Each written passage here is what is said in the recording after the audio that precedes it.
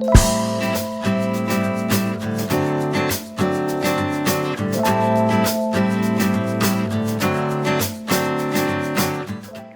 Friends, मैं जमशेद और आज का ये वीडियो मोबाइल के रिव्यू के लिए नहीं है।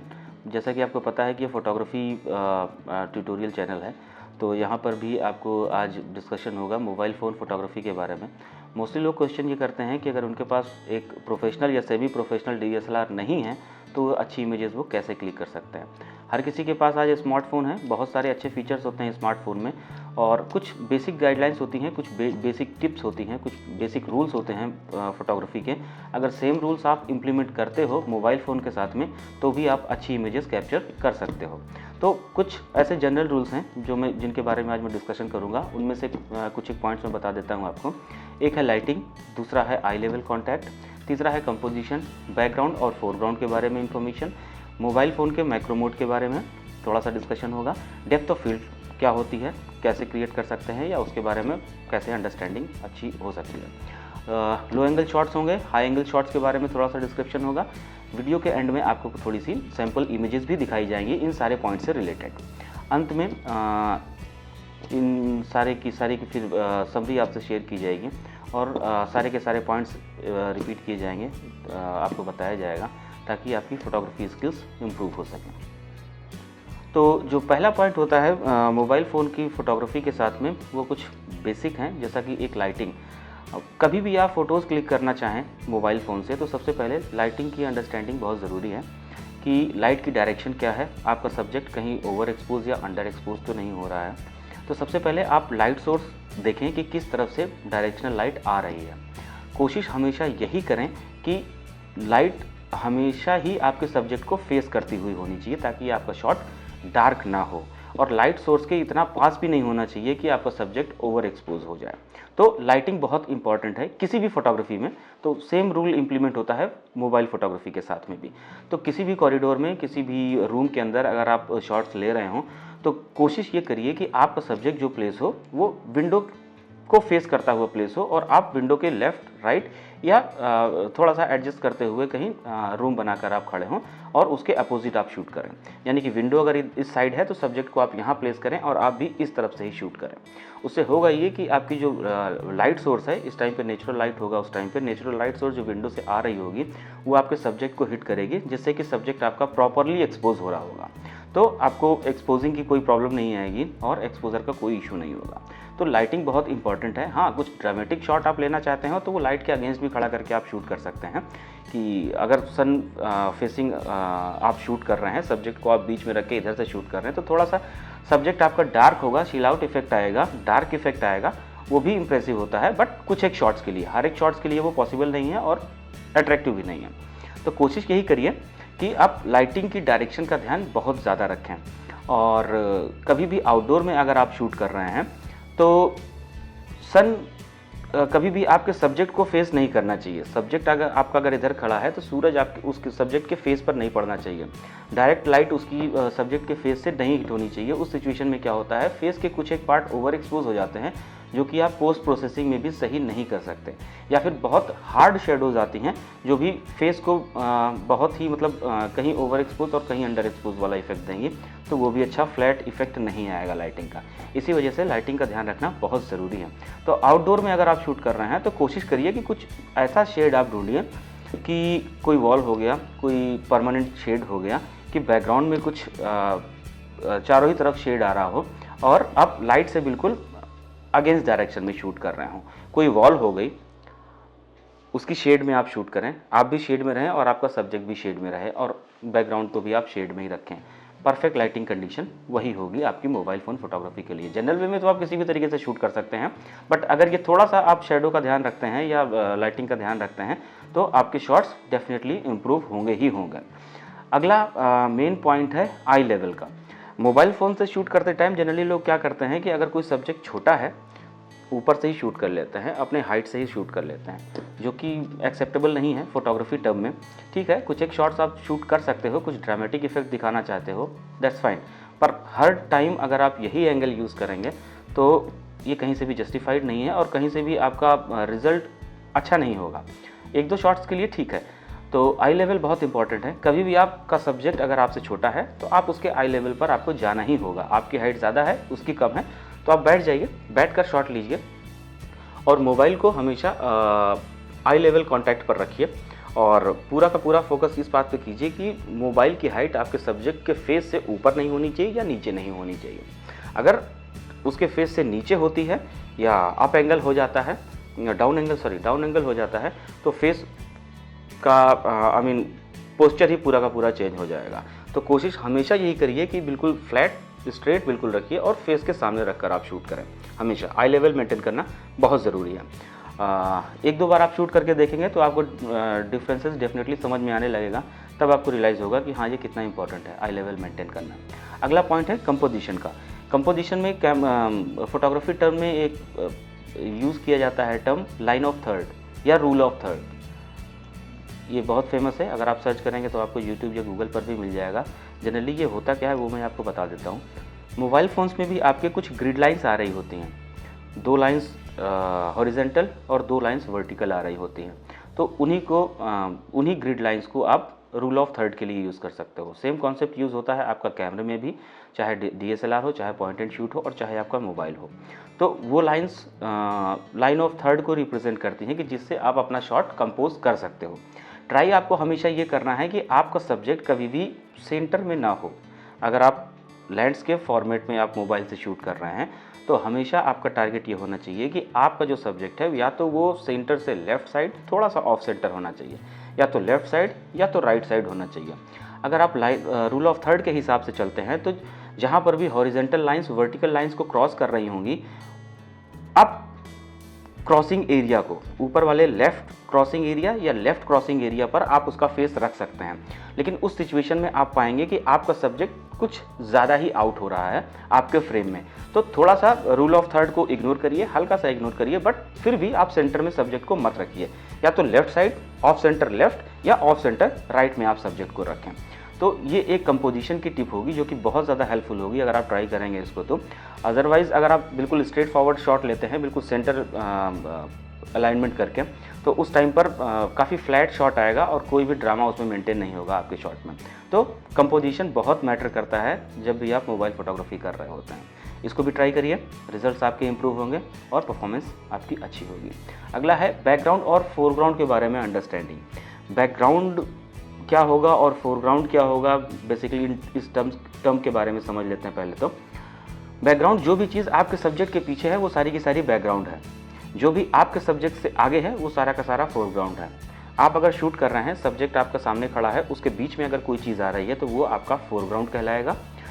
सब्जेक्ट आपका सामने है, फ्रंट से आप शूट कर रहे हैं, सब्जेक्ट के पीछे का जितना भी एरिया होगा वो सारा का सारा बैकग्राउंड कहलाएगा। तो बैकग्राउंड फोरग्राउंड डिपेंड करता है आपके शूटिंग स्टाइल के ऊपर कि आप कैसा रखना चाहते हैं, क्या लेना चाहते हैं, या सिचुएशन के ऊपर कि आप कैसे माहौल में हैं, वहाँ का एटमॉस्फेयर क्या है, आप क्या हटा सकते हैं, क्या नहीं हटा सकते हैं, या क्या अवॉइड किया जा सकता है। बट ये क्रॉस चेक करना बहुत ज़रूरी है कि आपके बैकग्राउंड में फ्रेम के बैकग्राउंड में क्या आ रहा है या फोरग्राउंड में क्या आ रहा है। इस चीज़ को हमेशा ध्यान में रखना है फ़ोटो क्लिक करने से पहले। कोई भी अनवांटेड चीज़ अगर आपके बैकग्राउंड में आ रही है, कोई अगर वॉक करता हुआ चला आ रहा है, तो 1-2 सेकंड होल्ड कर लीजिए, पास कर जाने दीजिए, उसको निकल जाने दीजिए, उसके बाद आप शॉट क्लिक करें। 2 सेकंड का डिले, आपका शॉट बिल्कुल परफेक्ट हो जाएगा, आपका बैकग्राउंड बिल्कुल ब्लैंक आएगा, जो आप दिखाना चाहते हैं सिर्फ वही दिखेगा। तो सेम चीज़ फॉलो होती है फोरग्राउंड के साथ में। हाँ, अगर आप ड्रामा थोड़ा सा मेंटेन करना चाहते हैं, फोरग्राउंड में कुछ रखना चाहते हैं, तो आप फोरग्राउंड में कोई फूल या कोई और अलग चीज़ रखना चाहते हैं तो आप उसको रख के सब्जेक्ट को थोड़ा सा ऑफ सेंटर रखिए, लेफ्ट में सब्जेक्ट को रखिए, राइट में थोड़ा सा अपना फोरग्राउंड लीजिए और फिर शॉट को कंपोज करके तब लीजिए। सेम कॉन्सेप्ट है अगर फोरग्राउंड आपका लेफ्ट साइड है और सब्जेक्ट आपके राइट साइड में है, लेकिन यहाँ पर भी पहला वाला फंडामेंटल इम्प्लीमेंट होगा, वो होगा कंपोजिशन का। उस टाइम पर भी आपको अपना शॉट कंपोज करना पड़ेगा। अगर आप फोरग्राउंड के साथ में कंपोज कर रहे हैं तो हमेशा ही अपने सब्जेक्ट को ऑफ सेंटर ही रखेंगे, या तो राइट में या तो लेफ्ट में, फोरग्राउंड के साथ में। बैकग्राउंड बहुत इंपॉर्टेंट है, शूट करने से पहले बैकग्राउंड ज़रूर चेक करें कि कोई भी अनवांटेड एरिया या कोई भी अनवांटेड ऐसी चीज़ नहीं आनी चाहिए जो कि बाद में आपको बुरा लगे कि अगर ये ना होता तो शॉट कितना अच्छा हो जाता। तो ट्राई करिए कि पहले ही उसके लिए या तो होल्ड कर लीजिए या तो आप अपनी खुद का डायरेक्शन चेंज कर लीजिए।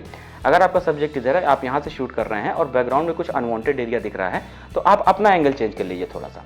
अगर आप अपना एंगल चेंज कर लेंगे, हल्का सा आपका एंगल चेंज करना भी उस अनवांटेड एरिया को पूरा का पूरा मोड़ देगा, वो बैकग्राउंड भी पूरा का पूरा शिफ्ट हो जाएगा एक ढंग के बैकग्राउंड में।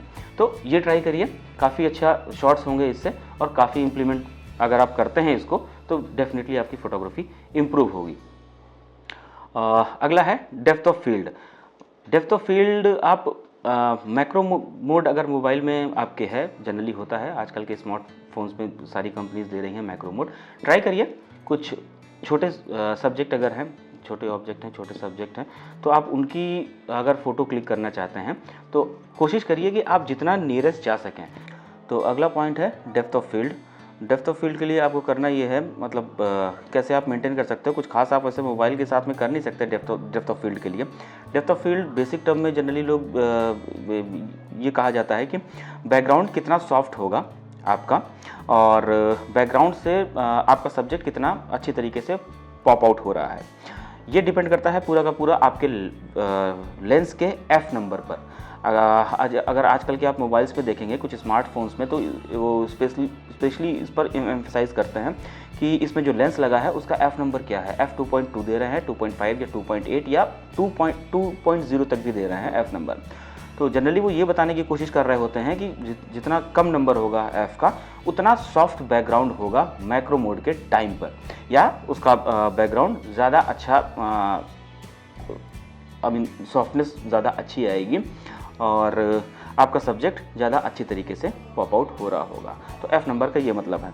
तो मोबाइल फ़ोन्स में, पुराने मोबाइल फ़ोन्स में इतना पॉसिबल नहीं होता है कि एफ़ नंबर आप एडजस्ट कर सको। अभी के फ़ोन्स में कुछ एक में ऑप्शंस दिए गए हैं कि आप एफ़ नंबर को भी थोड़ा सा अप डाउन अपने हिसाब से कर सकते हो, बट जनरल टर्म में आप भूल जाइए इसको इग्नोर करिए। जो भी आपका कैमरा ऑटोमेटिक मोड पे जो भी एफ नंबर ले रहा होगा उतने पर रहने दीजिए, कोई इशू नहीं है।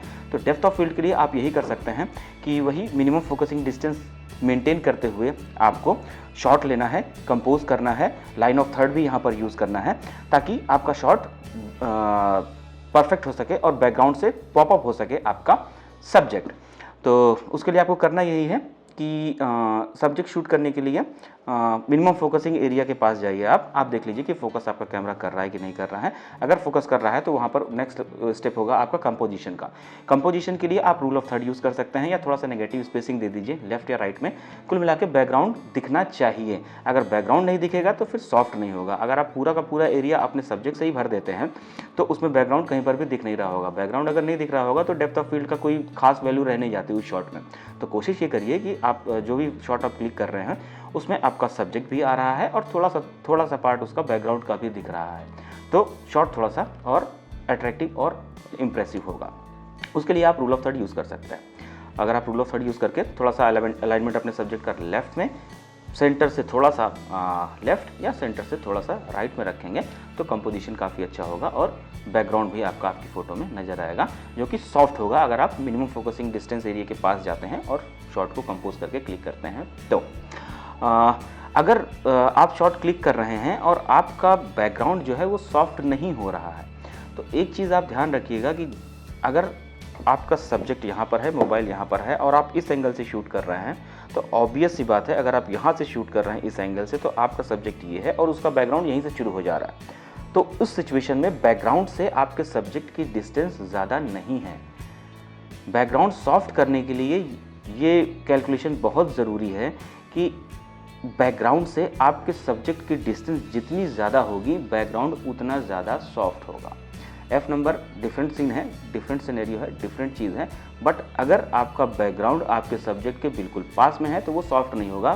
फॉर एन एग्जांपल आप ले लीजिए, अगर मैं इस शॉट को यहाँ से लेता हूँ तो उस सिचुएशन में जो आसपास का नीचे का एरिया होगा वो सॉफ्ट नहीं होगा क्योंकि ये मेरा सब्जेक्ट है, यहाँ से लेके यहाँ और यहाँ की जो डिस्टेंस है ये काफ़ी कम है। तो इस वजह से पॉप आउट तो ये होगा बहुत हल्का सा, बहुत नॉमिनल सा, अगेन वो डिपेंड करेगा आपके एफ नंबर पर, बट बैकग्राउंड सॉफ्ट नहीं होगा। उस सिचुएशन में आपको करना ये होगा कि अगर आप शॉट कंपोज कर रहे हैं तो कुछ इस तरीके से कंपोज करें कि आपका सब्जेक्ट इधर हो और आप इस एंगल से शूट कर रहे हो। अगर आप इस एंगल से शूट करते हैं तो इस सिचुएशन में आपको बैकग्राउंड काफ़ी दूर मिल जाएगा। उस सिचुएशन में भी अगर आपके पास बैकग्राउंड पास है तो कोई दूसरा डायरेक्शन ले लीजिए, लाइट के हिसाब से कोई भी दूसरा डायरेक्शन ले लीजिए, पर कोशिश यही करिए कि जो भी बैकग्राउंड हो आपका वो आपके सब्जेक्ट से काफ़ी दूर हो और आपकी डिस्टेंस आपके सब्जेक्ट से जितनी पास हो सके उतना अच्छा है। ये दोनों चीज़ें अगर आप ध्यान में रखेंगे तो आपका बैकग्राउंड ज़्यादा अच्छी तरीके से सॉफ्ट होगा और सब्जेक्ट आपका ज़्यादा अच्छी तरीके से पॉप आउट होगा।